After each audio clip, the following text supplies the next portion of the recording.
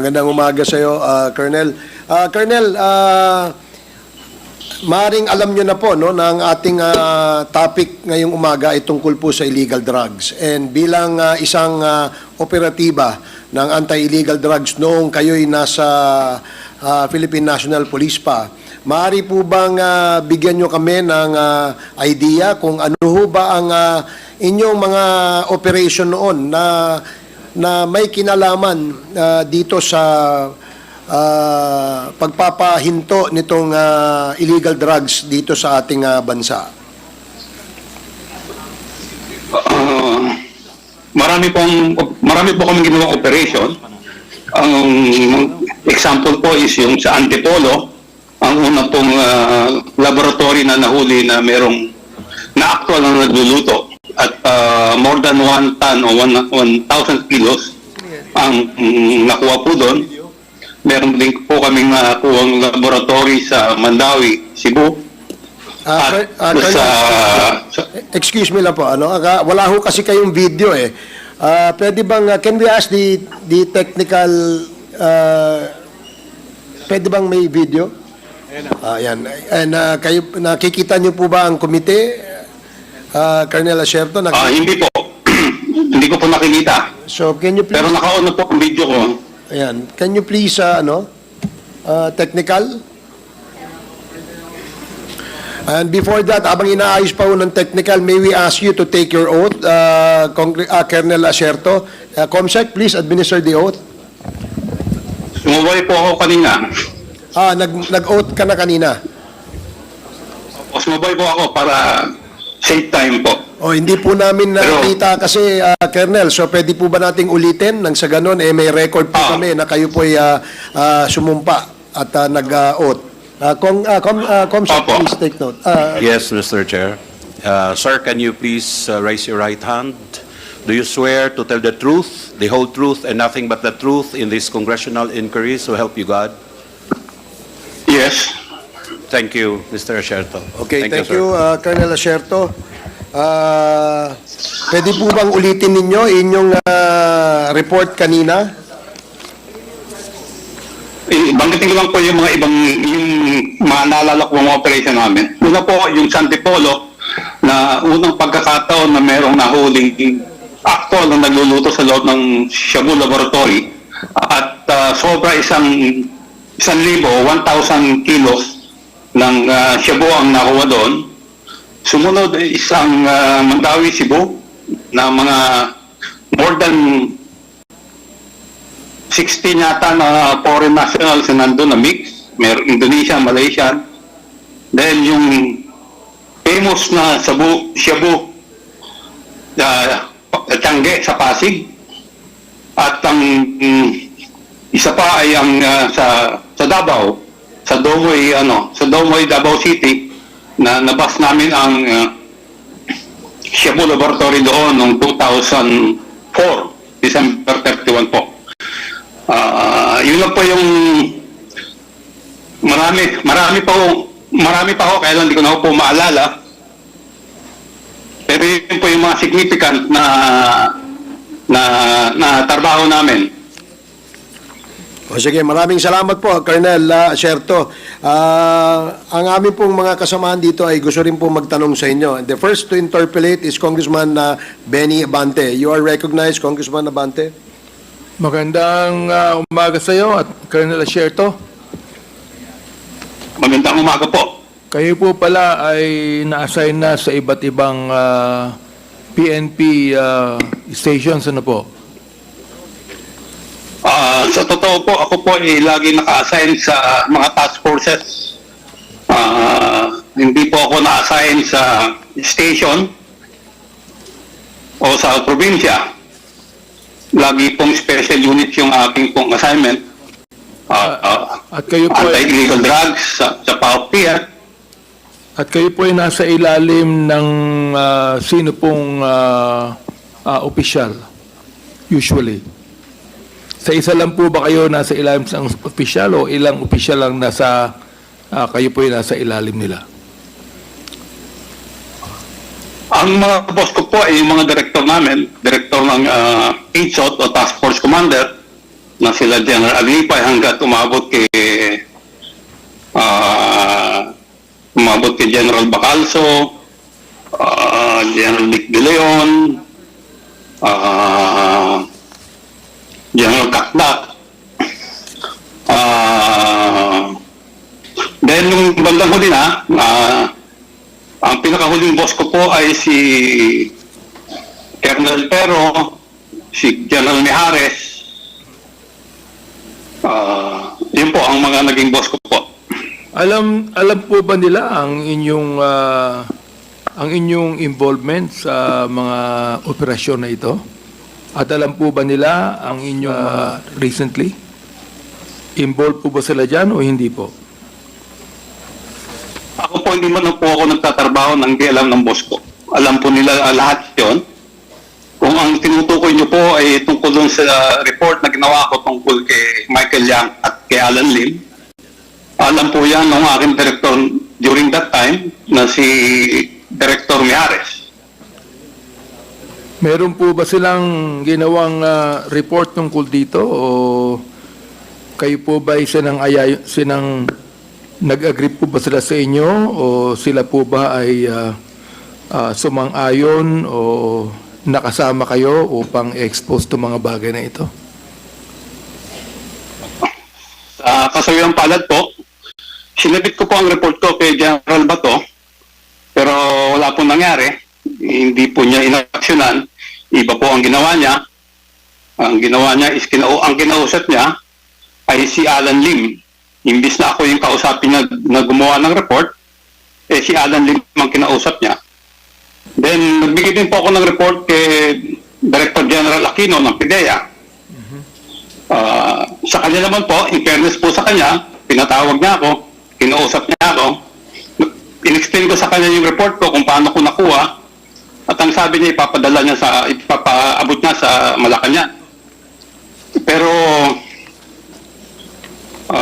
nung pumutok na po ito, medyo nag-deny po siya na ang sabi niya is hindi niya maalala kung kanino niya binigay sa Malacanang. Nakakapagtaka naman po noon eh.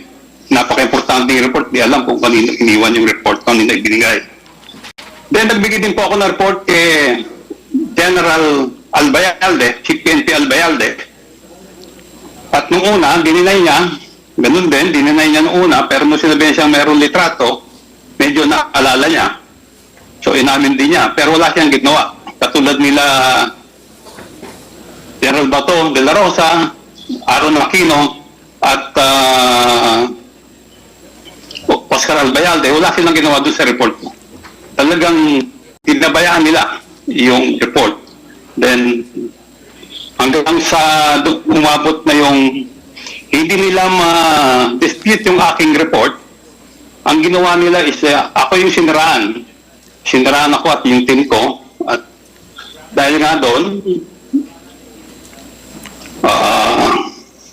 yung isang kasamahan ko na gumawa ng report, binukot, si Captain Lito Perote, hanggang ngayon nawawala. At ang isa ay binaril, namatay, si retired Master Sergeant Jerry Liwanag. Wala pong umaksyon sa report ko. Ano po ang posisyon ni Senator Bato de la Rosa nung kinausap niyo siya tungkol sa bagay na ito? Siya po ang chief painting noon, pero hindi po kami nag-usap ni minsan tungkol sa report ko. Hindi niya ako kinausap. Ang kinausap niya ay si Alan Lim o si Lin Wenxiong. Yun ang kinausap niya. Kung hindi po kayong Tapos, kinausap ni Senator Bato, paano po niya nalaman ang inyong operasyon? Nalaman niya po na meron akong report dahil meron po nagsabi sa kanya na meron akong report tungkol kay Lin Wenxiong o Alan Lim. Nalaman niya yung report ko na kay Director Tascolan. Tinawagan niya po si Director Tascolan at pinakuha niya yung report ko. Nalaman ko po ito kasi tinawagan ako ni General Tascolan. Tinatanong ako kung nag-usap kami ni Chief PNP Bato that time. Kasi bakit ba pinapakuha yung report ko? Ang sabi ko kay General Tascolan, sir, hindi po ako kinakausap, hindi ko po alam kung paano niya nalaman na meron akong report na ibinigay sa inyo. Noong pong 2017, sino po ang Director General ng Philippine National Police? Si Bato rin po ba?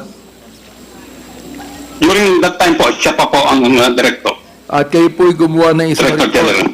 Kayo po'y gumawa ng isang report noong 2017 na kung saan lumabas ang pangalan ng mga high profile na mga tao katulad ni na Michael Yang at Alan Lim na kilalang parehong malapit kay dating Pangulong Duterte.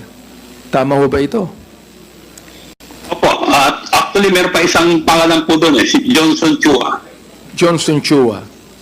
Opo. Ito pong report na ito ay naibigay po kay Senator Bato nung panahon niya. Opo, naibigay po sa kanya. Pero wala po siyang ginawa. Ang ginawa niya po ay ang kinausap niya si Alan Lim. Then kinausap siya ni Michael Yang. Okay. Bakit po niya kinausap si Alan Lim? Palagay niyo? Ang alam ko po is kinonfront niya si Alan Lim at umamin si Alan Lim sa kanya na siya yung nahuli sa Cavite laboratory na ang pangalan na ginagamit niya doon ay Wen Li Chen. Siya nga pala, kaano-ano mo si Miss Roslyn, kaano-ano mo si Alan Lim? Your Honor, hindi ko po kilala si Alan Lim. Hindi mo kilala? Hindi po. Okay. So, Colonel Asierto, yung pong Dumoy raid, kailan po nangyari ito? Dumoy raid? December 31 po, 2004. 2004. Sino po ang Opo. ang Director General ng Philippine National Police noon at that time? Si General Aglipay po. General Aglipay. Okay. Meron nga po kung isang tanong doon, no? Sino po ba ang mga taong binantayan ninyo sa inyong surveillance tungkol dito? Ang prominent po doon na pangalan ay si Alan C. Alan C. Opo. Nasaan na po siya ngayon? Wala na po.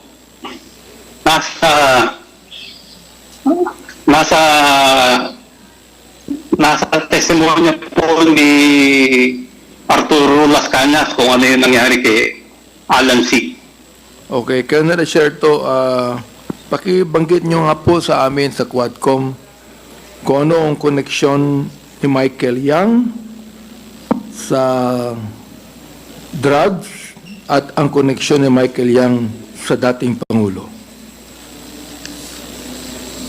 Si Michael Yang po ay nung iniimbestigahan po namin yung sa Domoy noong 2004, si Michael Yang po ay hindi namin nakikita.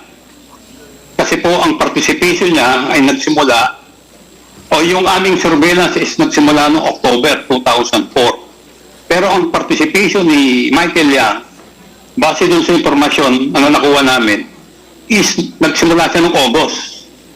Ang participation niya is siya yung tumanggap ng dalawang 40-footer container van na naglalaman ng mga saring-saring gamit ng mga chemicals at equipment at mga ibang produkto na ginamit sa pagtatayo ng laboratory sa Domoy at yung doon sa nahuli sa Cagayan de Oro. Yun ang participation ni Michael Yang sa Domoy. So, August siya nag-participate, pero during our surveillance ng October hanggang mabas namin ng December 31, hindi namin siya nakita. Si Michael Yang po ay una kong natanggap ang information sa kanya noong April 2016, campaign period. Ito po ay ipinakita sa akin ng litrato na magkatabi si Michael Yang, si then presidential candidate Rodrigo Roa Duterte at si Bongo na na nasa loob ng isang pribadong eroplano. Yan po ay 20. Ang sabi sa akin ng asset is magkaibigan si Michael Yang at si then Mayor Presidential Candidate Duterte. So, nung matanggap ko po yung informasyon dahil 2016 campaign, hindi ko po muna ginalaw kasi parang hindi pa ho hinog yung informasyon. Nung manalo na si Pangulong Duterte at nasimula na yung war on drug na maraming namamatay, sinimulan ko na po yung aking betting doon sa informasyon na natanggap ko tungkol kay Michael Yang. So, base doon sa betting na ginawa namin, meron kaming nakausap na isang tao na meron ding involvement doon sa pagtatayo ng laboratory sa Domoy noong 2004. Nagkataon na natagpuan siya ni then Captain Lito Perote. So, kinausap namin siya sa Davao noong August 2017. Nag-meet kami doon. So, kinausap namin siya. Colonel Sherto, hindi pa kayo nakita ni Michael Yang kahit minsan? Ay, hindi pa po. Si Alan Hindi Lim, pa po, hindi pa po. nakita na ba kayo ni Alan Lim? Ay, hindi pa rin po. Hindi pa rin Okay, po. meron kaming picture dito na kasama ang dating Pangulo. Can we get the picture there?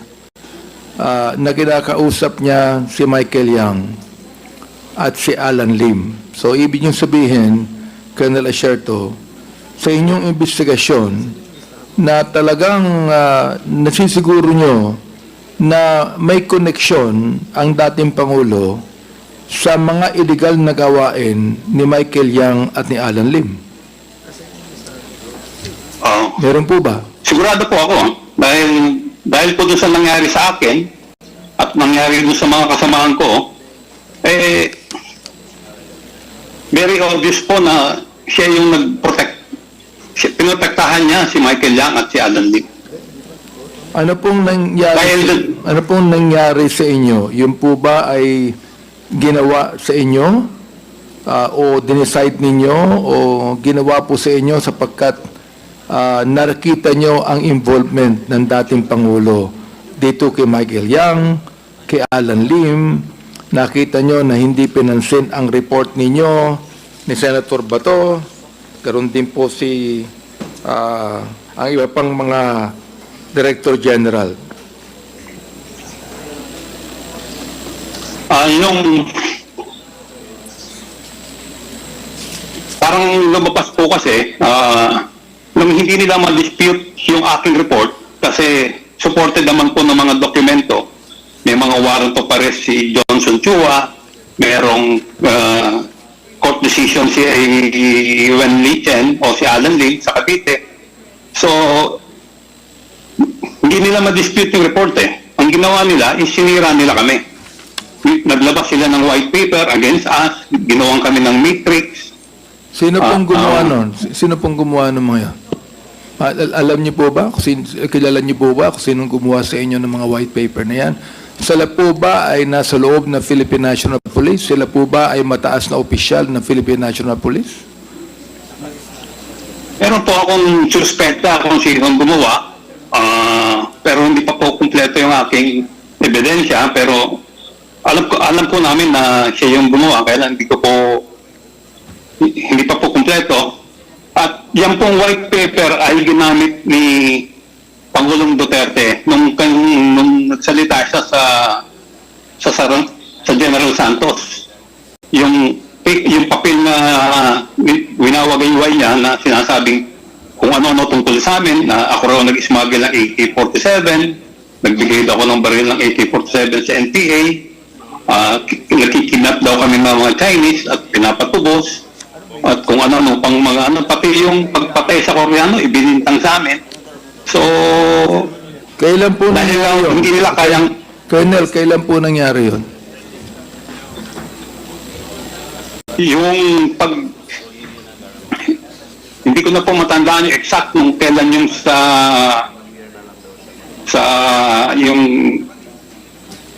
yung kanyang public sa engagement sa General Santos. Pasensya na po kayo, talaga pong medyo mahina po yung aking pag-alala sa date. Pero lahat naman po yan is nasa media. Lumabas na po sa media yan. So, lahat po itong sinasabi ko ay nangyari, mabe-verify po sa media. Meron po ba kayong sariling dokumento na nagsasaad na si Michael Yang po at Alan Lim at ang ibang mga PNP chief ay may connection dito sa inyong iniimbestigahan? Ang ginawa ko pong report ay nasa kanila. Ibinigay ko sa kanila yung report ko. Oo. Meron Kung po wala ba kayong kopya ng report wala na ko yan? kayong kopya ang komite, kung wala ko kayong kopya, pwede po ako magbigay sa inyo ng electronic copy. Mr. Chairman, do you have a copy of that? Comsec, do we have a copy of the document from Colonel Acerto? There were submissions in the past, sir. We have to check if... Just in case lang na Yes. nawa na yung kopya, can we ask another copy from you, Colonel Acerto? Opo, ipadala ko na lang po. Lahat po ng dokumento na meron ako, pati mga notes, mga pictures, mga passport picture ni Alan Lim o ni Lin Wenxiong, ipadala ko po sa inyo. So, Colonel Acerto, of course, alam nyo na under oath po kayo. So, lahat po ng inyong mga sinabit, mga binanggit ngayong araw na ito sa aming Quadcom ay puros katotohanan po lamang. Opo, Wala pong halong katotohanan po ba ito? Ang pangalawang tanong, wala bang halong politiko ito? Ang pangatlong tanong, masama ba ang loob nyo sa dating Pangulo o sa mga Director General kaya kayo nagsasabi ng ganito ngayon? Pakisagot po. sobrang aling na po kung lumalaban sa katotohanan. Kung ang aking report ay hindi totoo, ay madali po na lang itong i-discredit. Pwede nila kagad i-present si Alan Lim o si Michael Yang. Si Michael Yang meron siyang tattoo sa likod. Ang alias niya is Dragon. Kasi meron siyang tattoo sa Dragon. Lahat po yan nasa report ko. Mayroon pong tattoo Kung sa ako po likod, si Michael Yang. Opo, sa likod. Oo. Ang alias Dragon po ang tawag sa kanya. Ang akala, So, akala ko ba hindi pa kayo nakita ng Michael Yang? Paano nyo nalaman na meron siyang tattoo Opo. sa likod? Sino Yun po yung, nagsabi sa inyo yun na po meron yung- siyang tattoo sa likod? Yun po yung binanggit nung confidential informant na nung ipinakita ko po yung mga pictures, yung iba-ibang pictures ng mga Chinese o iba-ibang photos. Tinuro niya po yung picture ni Michael Yang. Pero ang tawag niya, yan po si Dragon. Sabi niya, bakit Dragon? Sabi ko sa kanya, bakit Dragon? Siya, meron po siyang tattoo sa likod ng Dragon. Pwede nyo bang sabihin sa So- amin kung sino po yung informant na yon? Nandun po yan sa report ko. Nasa report ninyo. Opo, nasa report ko po yun. Kung pwede po, ang- pakibigay po sa amin lahat ng mga dokumento para makita po namin ito. Yan. Opo, ibigay ko sa inyo. Pati po ba yung mga personalidad na nakalagay din po doon? Opo, meron po yung meron parang siyang summary information ni Johnson Chua, ni Michael Yang, at Oh. saka ni Alan Lim. Okay. Andito po ngayon si Pidea Wilkins Villanueva na nagsasabi na walang kinalaman si Michael Yang sa drugs. Anong masasabi ninyo? Tama, at si Wilkins Villanueva, hindi naman po siya talagang naging, masasabi ko na involved dun sa surveillance casing build-up doon sa Domoy. At base po naman dun sa information na natanggap namin, si Michael Yang ay lumutang Ang participation na po ni Michael Yang is noong August 2004. Nagsimula kayong mag-surveillance o magkaroon ng case build-up is October na po October 2004. So talagang hindi namin nakita si Michael Yang during the intelligence build-up. Paano nyo... Tapos yung sinasabi rin ni Wilkins dun sa press call nila sa Malacanang dati, na yun daw pong picture ni Alan Lim, nung mugshot ni Alan Lim ay malayo. Ang tanong ko po sa kanya is, siya ho ba eksperto sa photograph analysis? Napakadali lang naman pong malaman kung totoong iisang tao yan Fingerprint lang po. Fingerprint. Colonel Asierto. May... Colonel Asierto, andito po si Pidea Wilkins Sinueva. Pidea Wilkins, can you say something about this? Pagkat iyong sinabi na walang kinalaman si Michael Yang sa drugs. So, will you please answer this? Yes, Mr. Chair. Yung Dumoy Clandestine Laboratory actually started October of 2004.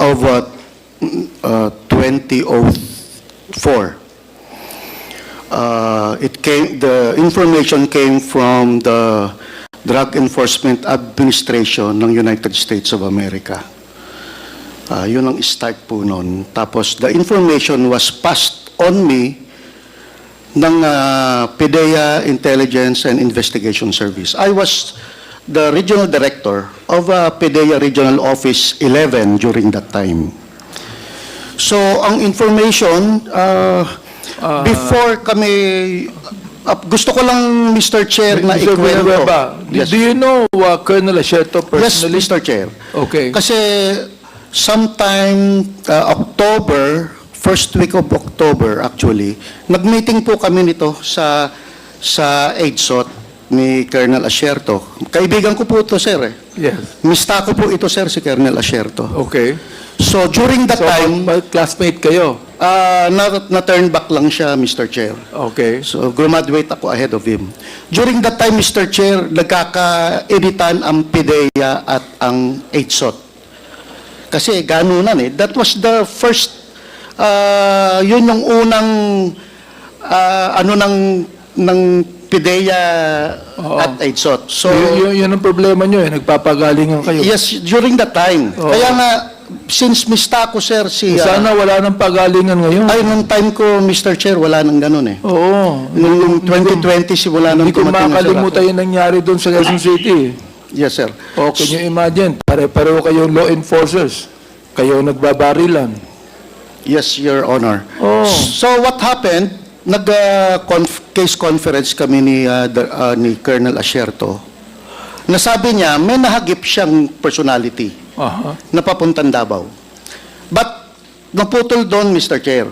Until noong October 26, nabigyan ako ng information na may padating na dalawang Chinese national na manufacturer sa Davao.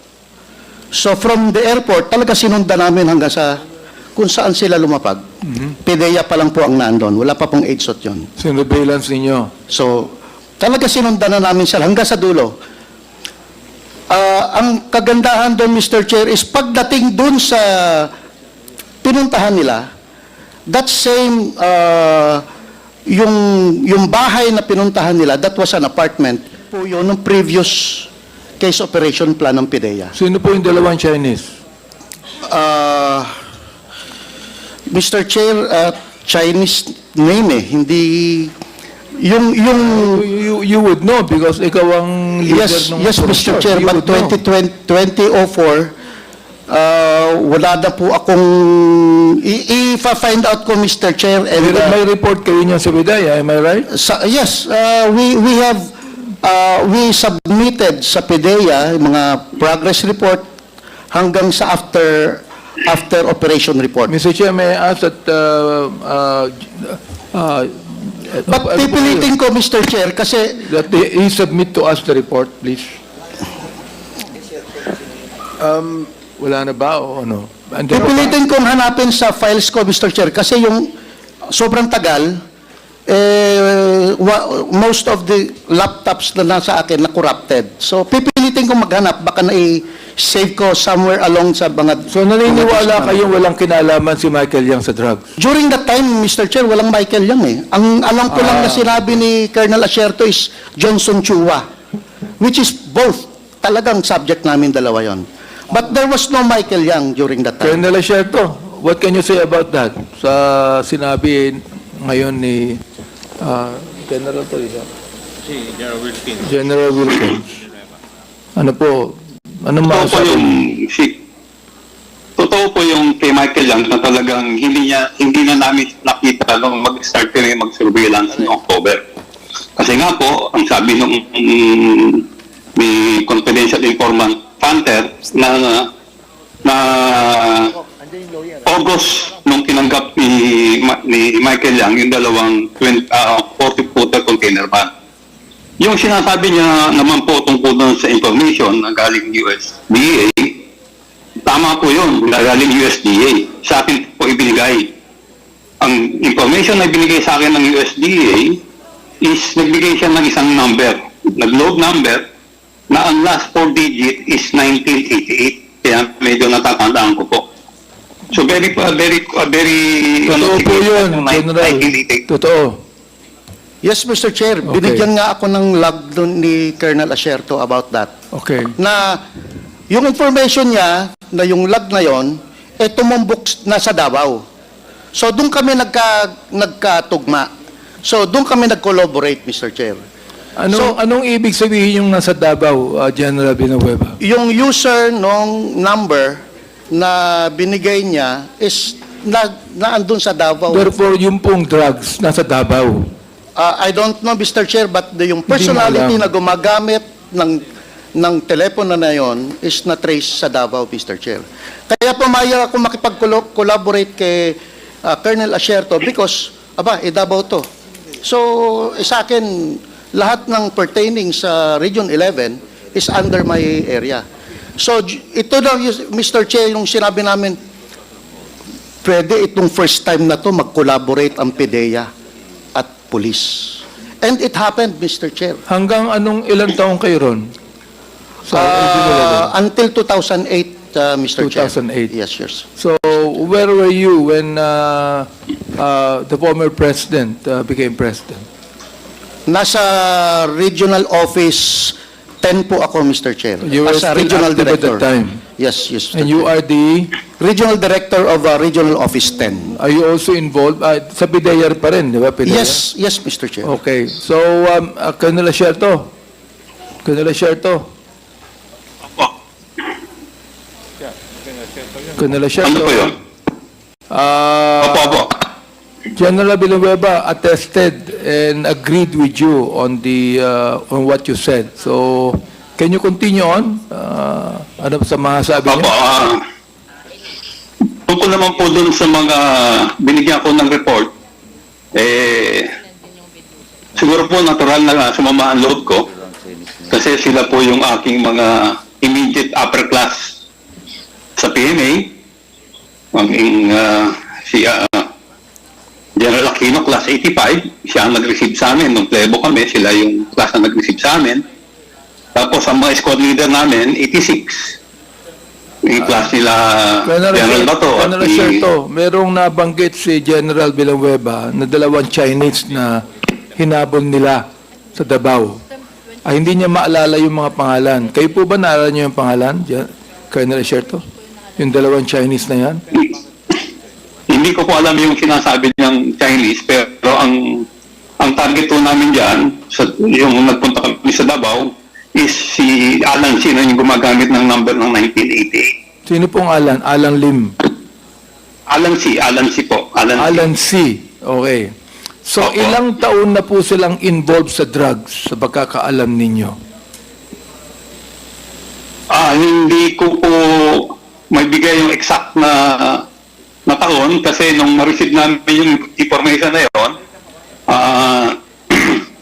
middle of 2004 yung binigay sa akin yung number na 1988. Until? USDA. Until? Ano po? Yung number na binigay sa akin po ng USDA na mayroong last 4 digit na 1988 is parang ibinigay po sa akin ng mga middle of 2004 eh.